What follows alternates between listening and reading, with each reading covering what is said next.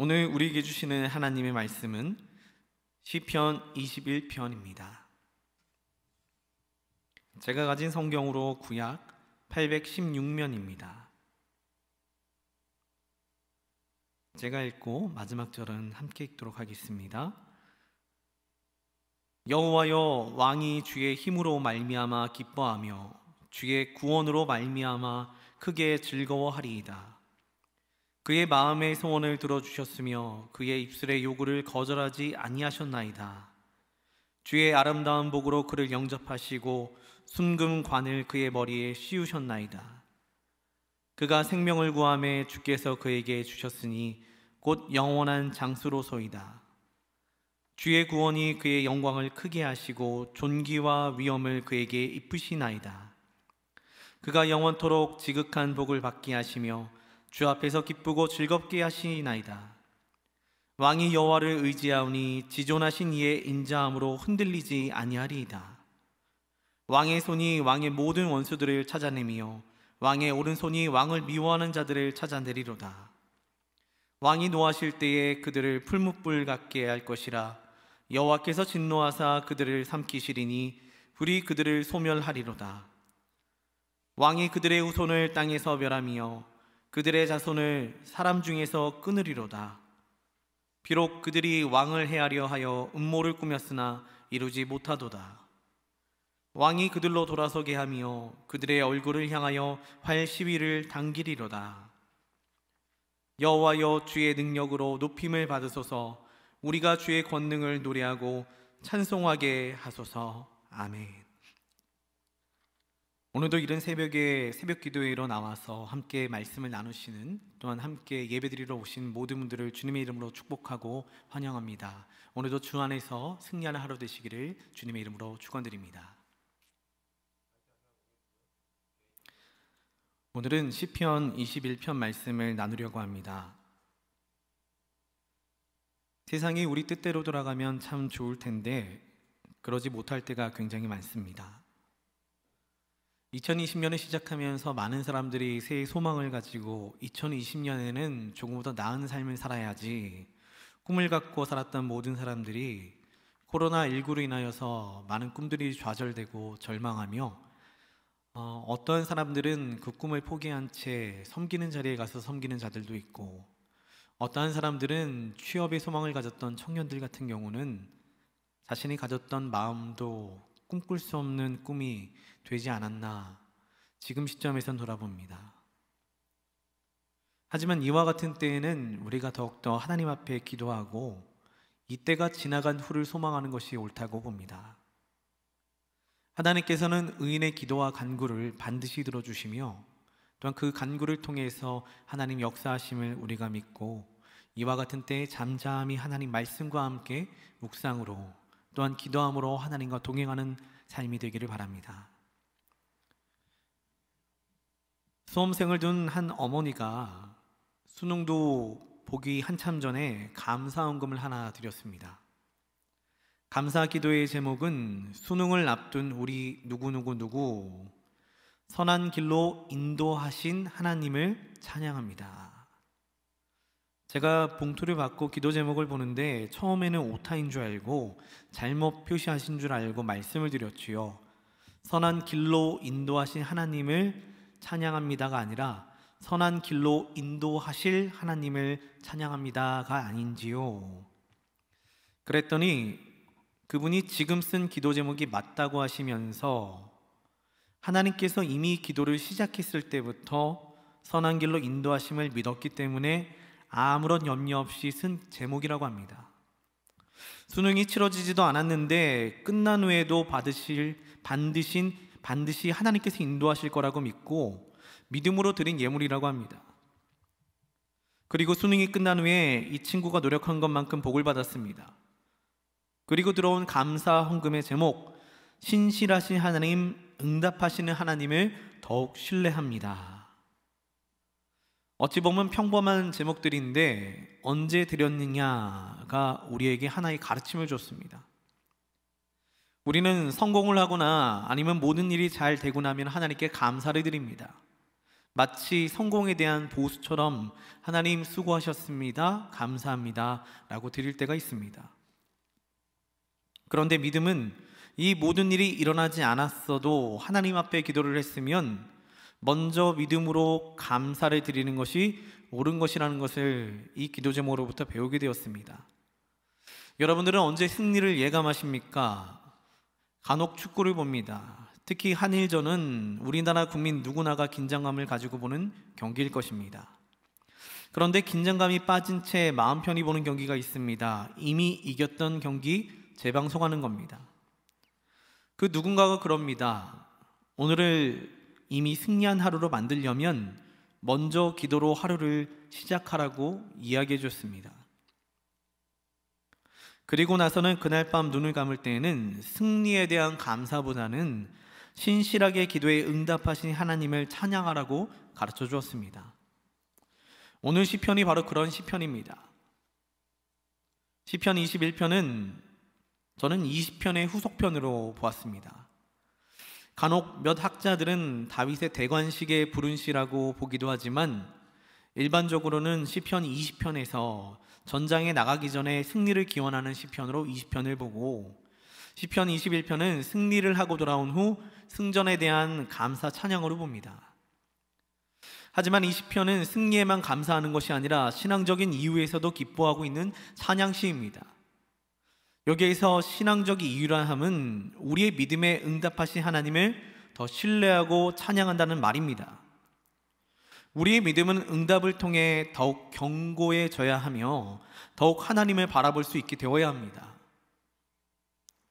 승리하고 성공하는 것이 우리의 기도의 목표가 아니라 승리를 통해 하나님의 신실함을 경험하고 경험된 하나님을 더 잘 믿는 것이 목표가 되어야 합니다. 물론 우리가 원하는 기도에 응답이 없어도 하나님의 신실하심은 변함이 없음을 기억해야 할 것입니다. 하지만 오늘 시편 21편의 말씀을 볼 때에는 이미 20편에 간구했던 내용들을 들어주신 하나님을 찬양함으로 믿음의 간구 가운데 역사하신 하나님을 찬양하는 시로 보면서 말씀을 더 깊이 들어가 보도록 하겠습니다. 오늘 본문의 1절 말씀을 다 같이 읽어보도록 하겠습니다. 여호와여, 왕이 주의 힘으로 말미암아 기뻐하며 주의 구원으로 말미암아 크게 즐거워하리이다. 아멘. 오늘 말씀을 보면 왕이 승리한 것에 대해서 백성들이 기뻐하는 것처럼 노래를 하는 것처럼 보입니다. 그러면 이런 질문도 할 수 있습니다. 이거는 내가 나가서 싸워서 승리한 것도 아닌데 뭘 또 저렇게 기뻐하나? 피겨스케이트 김연아 선수가 이런 이야기를 한 적이 있습니다. 나는 내가 금메달을 딸 때 왜 우리나라 사람들이 울면서 기뻐하는지 모르겠다고. 피겨스케이트는 개인적인 운동인데 내가 돈 내고 내가 연습하고 내가 우승하는 건데 왜 그렇게 기뻐하는지 모르겠다고 합니다. 듣고 보면 옳은 얘기입니다. 그런데 실제적으로 내면을 들여다보면 김연아 선수와 우리나라 사람들은 대한민국이라는 커다란 공동체 안에 묶여 있습니다. 그러니 한 사람의 승리도 공동체의 기쁨으로 퍼질 수가 있는 것입니다. 다윗의 승리도 마찬가지입니다. 다윗과 이스라엘 백성들은 단지 적국의 멸망에 패망에 통쾌해하며 기뻐하는 것이 아니라 하나님께서 맺어주신 하나의 공동체 가운데 대표자가 나가서 대표로 승리를 얻었기 때문에 함께 기쁨과 그 영광에 참여하게 되는 것입니다. 조금 더 쉽게 이야기하자면 내 자녀가 상을 받으면 부모도 같이 상 받은 것과 마찬가지입니다. 그만큼 기쁜 것입니다. 1절은 왕의 승리를 기뻐하면서 하나님께서 묶어주신 한 공동체로서의 기쁨을 누리는 장면입니다. 이것이 아무것도 아닌 것처럼 보이지만 하나님께서는 매우 중요하게 여기시는 부분입니다. 교회 안에 누군가가 기쁨을 누리면 한 공동체로 함께 기뻐하게 된다면 또는 누군가의 아픔이 나의 아픔처럼 느껴지게 된다면 우리는 진정 하나님께서 원하시던 하나의 공동체를 이룩한 것이라고 할 수 있습니다. 그게 에베소서에서 말하는 교회론이라고 할 수 있습니다. 이에 우리도 하나님 묶어주신 공동체 사람들의 기쁨과 아픔에 동참할 줄 아는 그리스도인들이 되시기를 바랍니다. 그리고 두 번째는 이미 승리를 찬양했던 기도의 응답하심에 대한 감사입니다. 2절 말씀을 다 같이 읽어보도록 하겠습니다. 그의 마음의 소원을 들어주셨으며 그의 입술의 요구를 거절하지 아니하셨나이다. 아멘. 믿음은 타이밍입니다. 다 이루어진 뒤에 하나님 믿습니다를 외치는 것은 연약한 믿음입니다. 다 승리하고 난 뒤에 다 믿습니다 라고 외치는 것은 믿음이 아닐 수도 있습니다. 예수님의 부활 때도 도마가 손과 옆구리에 내 손을 넣어보지 않고는 믿지 못하겠다고 하시자 예수님 나타나셔서 보여주시며 보고 나서는 믿음이 없는 자가 되지 말고 믿는 자가 되라 라고 말씀해 주셨습니다. 오늘 본문의 2절은 감사가 나오는데 이 감사는 특별합니다. 이 감사는 승리에 대한 감사보다는 간구한 자에 대해 신실하게 응답하시는 하나님을 찬양하는 부분입니다. 2절을 잘 살펴보시면 기도에 대한 요소가 들어있습니다. 먼저는 마음의 소원. 우리는 우리의 바라는 바를 마음으로만 품고 입술의 요구로까지 가지고 나오는 것이 기도의 모습이라는 것을 배웠습니다. 그리고 2절 뒤에는 셀라라고 붙어 있습니다. 이 셀라의 의미는 다양하지만 우선 멈춤으로 하나님을 묵상하라는 의미가 가장 타당합니다. 이와 같이 찬양 뒤에 셀라가 붙어 있다면 우리는 묵상으로 하나님을 바라보며 반추, 다시 우리가 구했던 것들을 바라보는 시간이 필요하구나 라고 아셔야 됩니다. 그 간구가 하나님 앞에 타당했는지, 그 간구가 그저 스쳐 지나가던 말이 아니었는지를 돌아봐야 됩니다. 우리도 늘 기도를 마친 후에 우리가 했던 기도를 돌아보면서 하나님의 마음과 맞춰보는 시간을 가지시기를 바랍니다. 또한 3절 말씀을 다 같이 읽어보도록 하겠습니다. 주의 아름다운 복으로 그를 영접하시고 승군 관을 그의 머리에 씌우셨나이다. 여기에서 말하는 주의 아름다운 복은 인간이 가질 수 있는 기도의 응답보다 뛰어난 하나님의 복을 이야기하므로 인간의 상상으로도 얻을 수 없는 만족감을 이야기합니다.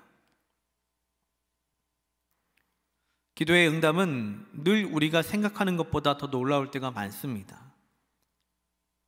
이는 미처 우리가 생각하지 못했던 부분들을 하나님 미리 아시고 내가 원하는 응답보다 뛰어난 것으로 응답하시기 때문입니다.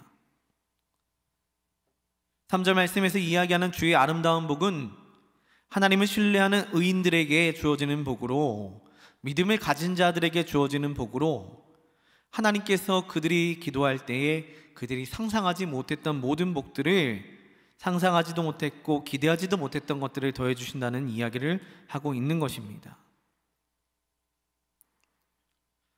최근 우리가 코로나19를 겪으면서 어려운 일을 당하고 있습니다. 이와 같은 때에 그리스도인들은 무엇을 해야 하는지에 대한 고민을 늘 하게 됩니다. 시편 21편 말씀을 묵상하면서 그렇게 생각했습니다. 20편은 전장으로 나가기 전에 기도라면 21편은 이미 승리하고 나서 돌아왔을 때에 하나님의 신실하게 지켜주심, 또다시 하나님께서 우리와 함께 역사하심에 대한 찬양하는 시입니다. 우리 그리스도인들도 이미 이를 준비해야 된다고 봅니다. 시편 21편 말씀을 통해서 우리는 코로나19를 이겨내고 그 뒤에 우리는 무엇을 해야 하는가? 하나님 우리를 돌봐주셨으니 지켜주셨으니 감사합니다 라고 그때 찬양할 것인가? 이미 우리를 지켜주실 하나님을 신뢰하고 그때 가서 우리의 기도에 응답하신 하나님을 찬양할 것인가를 돌아보는 것이 시편 21편을 우리에게 주신 의도라고 보았습니다. 그리스도인들은 주의 아름다운 복을 기다리는 자들입니다. 이 복은 곧 우리가 상상하지 못했던 아름다운 일들이 이 재앙을 끝난 후에 바라볼 수 있는 그리스도인들의 믿음이 필요하다고 오늘 말씀이 이야기하는 것 같았습니다. 그리고 이후 4절부터 6절까지는 그에 대한 복들을 나열한 부분들입니다. 이후 7절에서는 왕이 하나님을 의지함을 고백하며 하나님의 역사하심을 간구하는 찬양이 나오는데, 그 당시 왕이 혼자 간구한다고 모든 사람들이 같이 복을 받는가라고 생각할 수도 있습니다. 그런데 그 당시 왕은 기름 부음을 받은 자로서 이스라엘 민족의 언약의 대표자가 됩니다. 믿음의 대표성을 상징하는 자가 됩니다. 또한 하나님과의 관계의 상징성을 가진 자가 됩니다. 이에 왕을 위해 간구함은 왕의 개인의 신앙을 통해 역사함을 이야기함이 아니라 왕이 기도했기 때문에 왕의 기도를 들어주시고 왕을 통해 역사하소서가 아니라 공동체의 믿음과 간구를 올리는 찬양입니다. 그런 기도입니다. 여러분, 우리의 기도도 그와 같이 대표성을 띠고 하나님께 올라갈 수 있습니다. 우리가 공동체를 위해 기도함은 개인을 위해 간구하는 것이 아니라 우리가 이 목민교회와 이 땅과 이 나라를 위해서 하나님 우리의 기도를 들어주옵소서라고 내가 대표성을 띠고 기도하는 것과 마찬가지입니다. 이 이른 아침 새벽에 모여서 함께 기도함이 그와 같이 하나님께 들려질 겁니다. 나의 간구를 들으소서, 나의 어려움을 보소서가 아니라 아버지, 우리나라와 우리 교회와 이 지역과 사회의 어려움을 돌보아 주옵소서. 여러분들은 하나님과의 관계, 언약의 대표자가 되는 것입니다. 또한 여기에서 우리가 배워야 할 점은 하나님께서 세워주신 공동체는 한 믿음과 한 소망을 가지고 살아가야 한다는 점입니다. 우리에게 신앙은 개인적으로 헤쳐나가야 할 부분이 아닌 함께 성장하고 함께 나아가야 하는 공동체적인 일입니다. 지금 우리나라를 보면 코로나19로 많은 어려움을 겪고 있습니다. 이때 대다수의 국민들에게 물어보면 모두의 소망 가운데 하나, 코로나19가 빨리 해결되었으면 좋겠다는 소망을 가지고 이야기합니다. 예수님을 믿는 사람이든지 아닌 사람이든지 상관없이 모두가 공통적인 마음을 가지고 있습니다. 이때 그리스도인들은 이 소망을 가지고 입술로 기도할 줄 아는 사람들이 되어야 됩니다. 하나님, 이와 같이 우리나라가 속히 헤쳐나가길 원합니다라고 대표성을 가지고 기도할 줄 아는 공동체적인 의무를 가지고 움직여야 됩니다. 개인의 소망이 아니라 국가라고 하는 하나님이 허락하신 거대한 공동체를 위한 믿음의 대표성을 가지고 기도함이 옳습니다. 어떤 사람들은 저 코로나19 안 걸리게 해주세요 보다는 우리 모든 국민이 코로나19로부터 안전하게 해주세요 라는 기도를 하는 사람들도 있을 것입니다. 이게 더 우리에게 타당하다고 이야기하는 겁니다. 시편 21편 말씀을 보면은 개인적으로 왕의 간구를 들어주소서, 왕에게 있어서 라는 말이 자꾸 나옵니다. 그러나 그 당시 유대민족들은 왕이라고 하는 공동체성을, 왕이라고 하는 대표성을 공동체의 의식으로 생각을 하며 아버지, 왕의 기도가 곧 우리의 기도와 마찬가지입니다 라고 하며 나아갑니다. 어찌 보면 우리에게도 필요한 기도가 그와 같지 않은가 싶습니다. 하나님, 나 혼자의 기도를 들어주소서가 아니라 나의 기도를 통해 이 땅과 이 민족이 안전함을 지켜 주옵소서 라고 기도함이 옳다고 오늘 말씀을 통해 이야기 드리는 겁니다. 또한 9절 말씀을 보면은 이와 같이 나와 있습니다. 왕이 노하실 때에 그들을 풀무불 같게 할 것이라. 여호와께서 진노하사 그들을 삼키시리니 불이 그들을 소멸하리로다. 왕이 노할 때 하나님도 노하신다고 합니다. 이는 왕이 독단적으로 일을 행함이 아니라 어디까지나 하나님이 개입하심 아래 하나님의 지시하에 따를 것임을 보여주는 문구입니다. 우리 그리스도인들도 나의 개인적인 기도를 받아주옵소서라고 기도는 하지만 제일 중요한 것은 하나님의 역사하심 안에, 하나님의 질서 안에, 하나님께서 움직이시는 곳 안에 나의 기도가 맞춰지는 것이 중요합니다. 우리는 우리가 행하거나 가진 마음이 모두 하나님 앞에 타당하지 않을 수 있음을 기억하며 살아야 합니다. 이에 오늘 본문같이 분노가 쌓였다 할지라도 우리는 하나님의 마음을 헤아리고 하나님께서 행하심 아래 우리는 그저 따라가는 자들이 되어야 할 것입니다. 이를 13절에는 이렇게 고백하며 마무리를 합니다. 여호와여, 주의 능력으로 높임을 받으소서. 우리가 주의 권능을 노래하고 찬송하게 하소서. 아멘. 오늘 말씀을 묵상하며 갑자기 이런 생각이 들었습니다. 우리는 누구와 싸워 이기기 위해 사는 사람들이 아니라 하나님을 경험하기 위해 날마다 기도하는 존재들이란 것입니다. 코로나19가 어찌 시작이 되었는지 또 어떻게 종결될지는 아무도 모릅니다. 하지만 분명한 한 가지는 하나님께서는 이와 같은 때에 믿음의 기도를 통해 역사하심을 보여준다는 점입니다. 기도를 했기 때문에 보여주심이 아니라 기도를 하면서 눈을 들어보면 하나님의 손길이 닿지 않은 곳이 없음을 발견할 수 있게 됩니다. 오늘 하루도 기도함으로 눈을 떠서 하나님의 역사하심을 목도하는 하루 되시기를 주님의 이름으로 축원드립니다.